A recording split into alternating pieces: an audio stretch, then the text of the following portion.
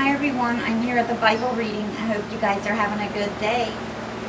Today we're going to be reading Luke chapter 11 verse 37 through chapter 12 verse 7, Psalm 78 but only verses 1 through 31, and Proverbs chapter 12 verses 19 and 20. Okay, so starting with Luke. Woes on the Pharisees and the experts in the law, and then warnings and encouragements. Okay, so let's begin. When Jesus had finished speaking, a Pharisee invited him to eat with him. So he went in and reclined at the table. But the Pharisee was surprised when he noticed that Jesus did not first wash before the meal. Then the Lord said to him, "Now then, you Pharisees, clean the outside of the cup and the dish, but inside you are all full of greed and wickedness inside their heart." "You foolish people," Jesus said, "did not the one who made the outside make the inside also? Did not God make the whole person? But now, as for what is inside you, be generous to the poor, and everything will be clean for you. Woe to you, Pharisees, because you give God a tenth of your mint, rue, and all other kinds of garden herbs, but you neglect justice and the love of God. You should have practiced the latter without leaving the former undone. Woe to you, Pharisees, because you love the most important seats in the synagogues and respectful greetings in the marketplaces. Woe to you, because you are like unmarked graves, which people walk over without knowing it." One of the experts in the law answered him, "Teacher, when you say these things, you insult us also."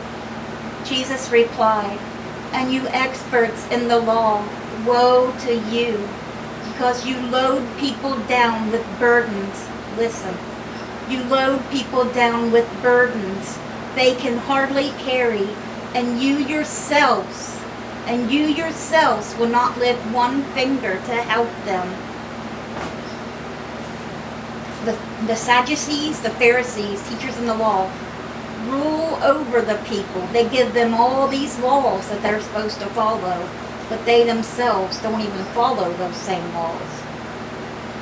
But they want the people to do what they say and tell them what they should do, but they don't do it themselves.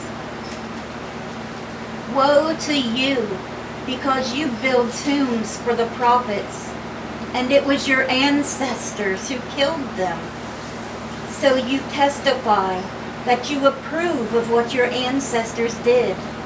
They killed the prophets. Thank you.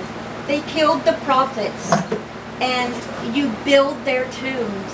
Because of this, God in his wisdom said, "I will send them prophets and apostles, some of whom they will kill, and others they will persecute.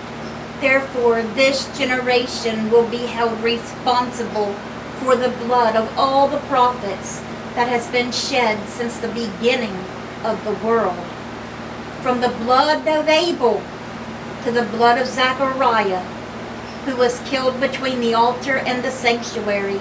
Yes, I tell you, this generation will be held responsible for it all." And I would not want to have been that generation, would you? No.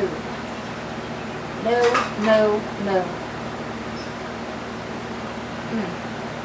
Woe to you, experts in the law, because you have taken away the key to knowledge.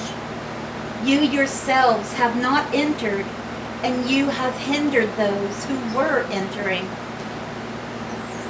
When Jesus went outside, the Pharisees and the teachers of the law began to oppose him fiercely and to besiege him with questions, waiting to catch him in something he might say.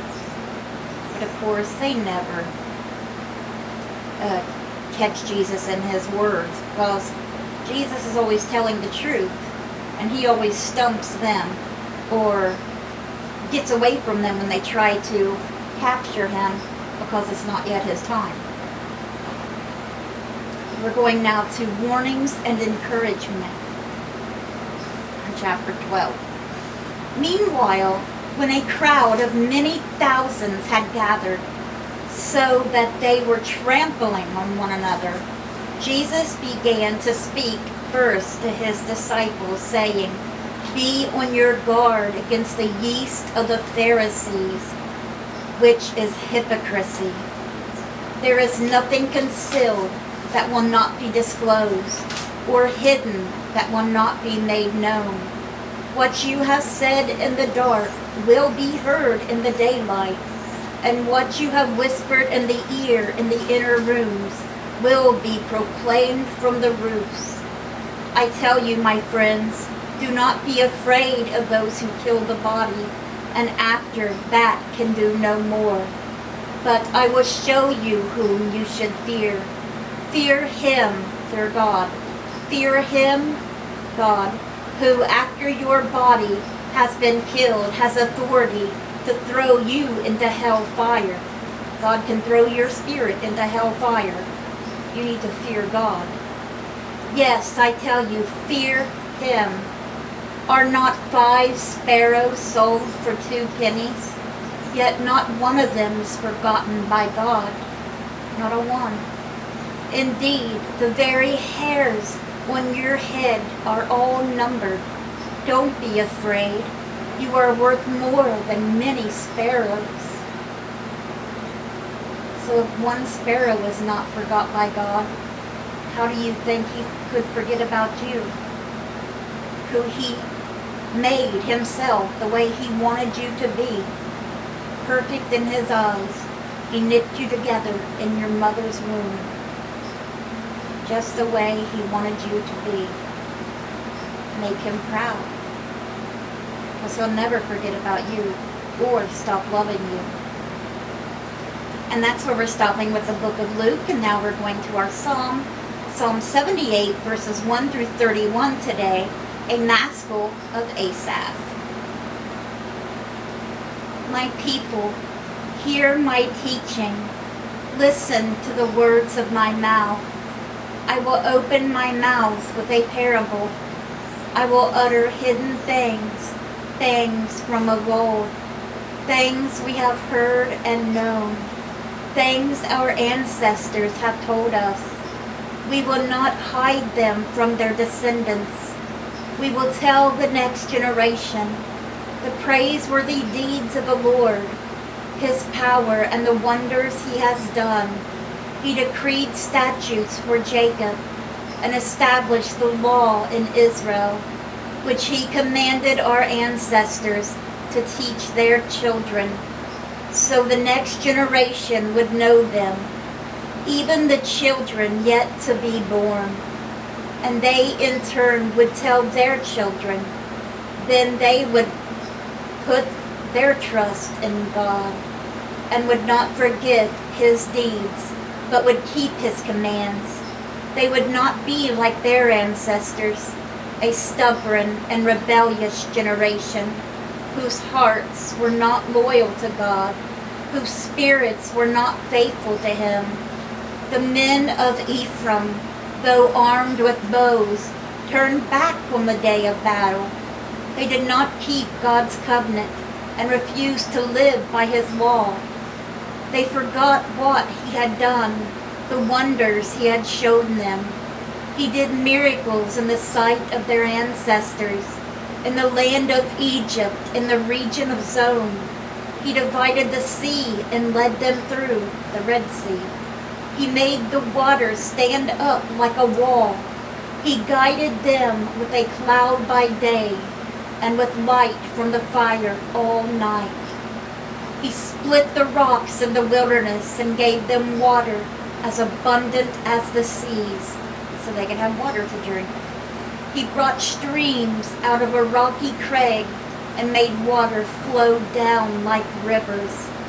But they continued to sin against him, rebelling in the wilderness against the Most High. They willfully put God to the test by demanding the food they craved. They wanted meat, and he gave it to them. They spoke against God. They said, "Can God really spread a table in the wilderness?" He was already giving them bread from heaven, the bread of angels. If that's what's good or not. True, he struck the rock, and water gushed out. Streams flowed abundantly. But can he also give us bread? Can he supply meat to his people? When the Lord heard them, he was furious. His fire broke out against Jacob, and his wrath rose against Israel, for they did not believe in their God or trust in his deliverance. Yet he gave a command to the skies above and opened the doors of heaven. He rained down manna for the people to eat. He gave them the grain of heaven. Human beings ate the bread of angels. He sent them all the food they could eat. He let loose the east wind from the heavens, and by his power made the south wind blow. He rained meat down on them like dust, birds like sand on the seashore. He made them come down inside their camp, all around their tents. They ate till they were gorged.